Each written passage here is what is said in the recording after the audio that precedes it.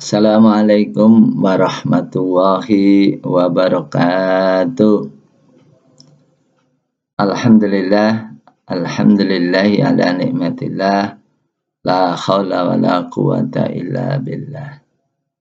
Asyhadu an la ilaha illallah wa asyhadu anna Muhammadar Rasulullah. Allahumma sholli ala sayyidina Muhammad wa ala ali sayyidina Muhammad. Amma ba'du.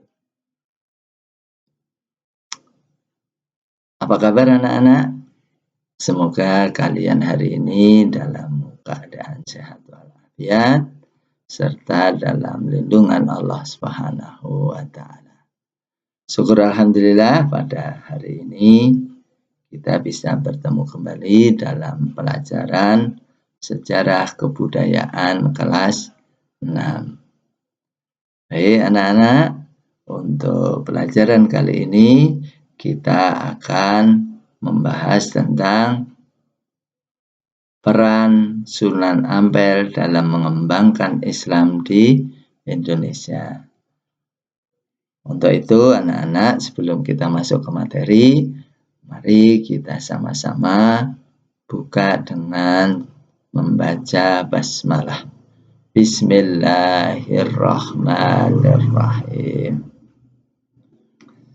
Anak-anakku yang soleh dan solehah, kita pada pertemuan yang lalu sudah membahas tentang biografi atau catatan hidup seorang Sunan Ampel. Ya, kali ini kita akan teruskan dengan tujuan pembelajaran.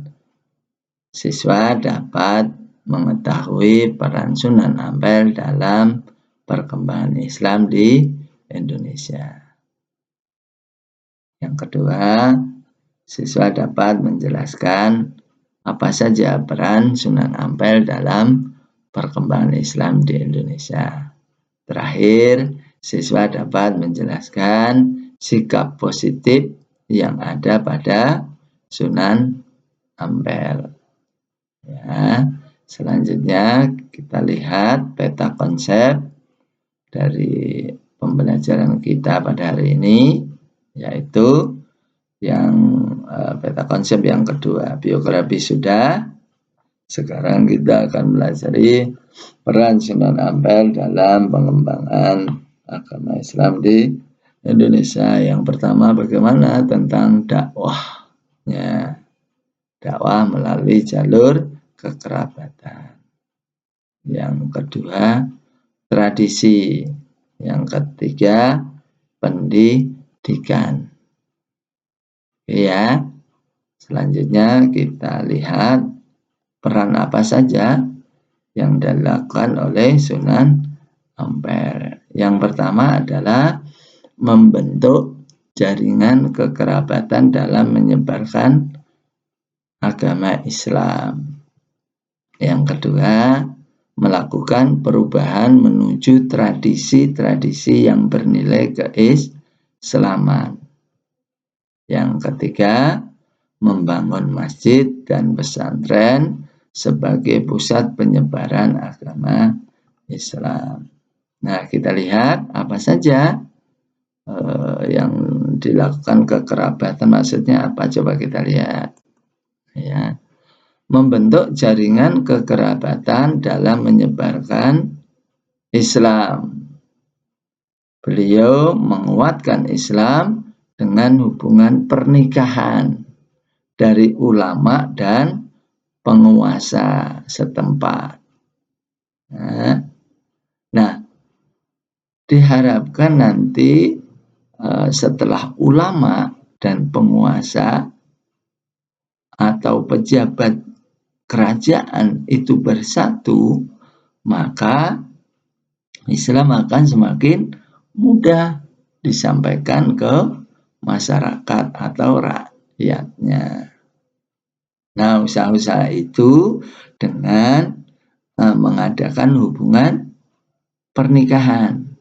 Nah, kalau sudah terjalin pernikahan, maka akan terjalin pula kekerabatan. kerabatnya jadi banyak, ya, saling bersaudara begitu. Nah, ini juga dilakukan seperti zaman Rasulullah dulu. Waktu pertama datang ke Madinah, Rasulullah juga mempersaudarakan tuh antara orang Muhajirin dan kaum Ansor. Ya, jadi orang dari Mekah dan Madinah disaudarakan. Juga ada yang pernikahan. Jadi akan terjalin masyarakat yang kuat karena ikatan kekerabatan. Nah, siapa saja yang dipersaudarakan melalui hubungan pernikahan? Yang pertama Raden Usen dengan Putri Arya Haribin, seorang putri Adipati Madura. Ya. Yang kedua, Syekh Waliul Islam menikah dengan Putri Retno Sambodi, anak penguasa Pasuruan yang bernama Lembu Miruda, atau dikenal dengan yang sekarang menjadi sebutan Mbah Gunung Bromo. Ya, sekali lagi ini ulama dan penguasa saling menjadi besan begitu. Ada ikatan karena pernikahan. Yang selanjutnya ada Syekh Maulana Gharib dinikahkan dengan Niken Sundari, putri Patih Majapahit yang bernama Mahodara. Ada lagi Putri Sunan Ampel sendiri yang bernama Adik Mas Murtosia dinikahkan dengan santrinya yang bernama Raden Paku, atau nanti dikenal dengan sebutan Sunan Giri. Ini termasuk Wali Songo. Yang selanjutnya putrinya Mas Murtosimah dinikahkan dengan Raden Patah. Ya, Raden Patah ini keturunan Majapahit yang menjabat sebagai Adipati Demak Bintoro di Jawa Tengah. Ya, inilah jejaring kekerabatan yang nantinya akan memperkuat dakwah Islam di Pulau Jawa. Kita kembali. Yang kedua, yaitu melakukan perubahan menuju tradisi bernilai keislaman. Nah, anak-anak, pada saat itu Majapahit masih Hindu-Buddha. Ya, jadi tradisinya masih tradisi Hindu-Buddha. Maka dengan perlahan-lahan tradisi itu diubah atau diselipkan nilai-nilai keislaman. Nah, dulu sebelum penyiar Islam dari negeri Campak itu datang di Majapahit, ada yang namanya tradisi Srada. Tradisi Srada ini adalah sebuah upacara peringatan atas kematian seseorang pada tahun ke-12. Nah, begitu penyiar Islam datang ke Majapahit, maka Sunan Ampel mengadakan peringatan terhadap orang yang sudah meninggal itu dengan mengisi zikir, tahlil, dan doa untuk memperingati kematian seseorang itu dengan banyak mengingat Allah, dan menjadi pelajaran bagi seseorang, orang yang masih hidup ini, bahwa suatu saat kita juga akan meninggal. Semua manusia akan meninggal. Nah, peringatan itu ada pada hari ke-7 hari ketiga, ke-7, ke-40, ke-100 dan ke-1000 hari. Ya. Selanjutnya, peran Sunan Ampel yang ketiga yaitu membangun masjid dan pesantren sebagai pusat penyebaran agama Islam. Kita lihat apa saja perannya. Oke, Masjid Ampel didirikan pada tahun 1421 Masehi dengan model atap tumpang ya yang berada di Surabaya. Nah, sama anak-anak, Sunan Ampel setelah masuk di Pulau Jawa, yang dilakukan pertama adalah membangun masjid. Nah, masjid ini dijadikan pusat pendidikan, pelatihan. Ini sama konsepnya waktu Nabi Muhammad datang juga di Madinah, langsung membangun masjid. Nah, selanjutnya masjid dibuat pelatihan pengkaderan para santri yang akan melanjutkan dakwah Islam. Siapa saja di antara santri-santri beliau itu? Yang pertama Sunan Giri. Sunan Giri ini adalah menantu dari Sunan Ampel. Raden Patah juga sama, beliau adalah seorang menantu dari Sunan Ampel. Nah, Sunan Bonang ini adalah putra kandung dari Sunan Ampel. Ada Raden Kusen dan Sunan Derajat yang juga sebagai anak kandung dari Sunan Ampel. Ya. Oke, kita lanjutkan. Peran yang berikutnya adalah melakukan perubahan menuju tradisi. Oh, ini sudah tadi ya. Oke, selanjutnya kita lihat apa ajaran Sunan Ampel yang terkenal. Oke, nah ajaran yang banyak dikenal oleh masyarakat adalah falsafah lima atau mo lima, atau dalam bahasa Indonesianya tidak melakukan yang lima. Apa yang lima itu? Sesuatu yang dilarang oleh agama. Apa saja? Yang pertama adalah moh main. Nah, moh main dalam bahasa Indonesianya tidak mau berjudi, begitu. Tidak mau berjudi. Kenapa? Judi akan membuat kehidupan masyarakat sengsara. Ya. Yang kedua, moh ngombe atau tidak mabuk-mabukan. Orang kalau sudah mabuk-mabukan, hilang ingatan, dia tidak akan lagi bisa mengontrol perbuatannya.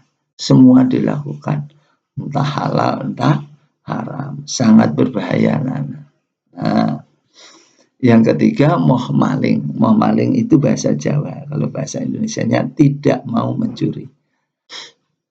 Nah, ini juga perbuatan meresahkan masyarakat yang bukan haknya tidak boleh diambil oleh siapapun. Itu ya. Yang selanjutnya moh madat. Moh madat ini maksudnya adalah tidak menghisap candu. Ini kebiasaan orang-orang kalau sudah menghisap candu, dia juga akan lupa segalanya. Kalau zaman sekarang namanya narkoba gitu ya. Nah, narkoba juga sangat berbahaya sekali. Sekali dia mencicipi, sekali dia mencoba, dia tidak akan lepas dari yang namanya candu atau narkoba. Yang kelima, Muhammadan. Muhammadan itu maksudnya tidak berzina, tidak main perempuan, tidak selingkuh, begitu. Ya.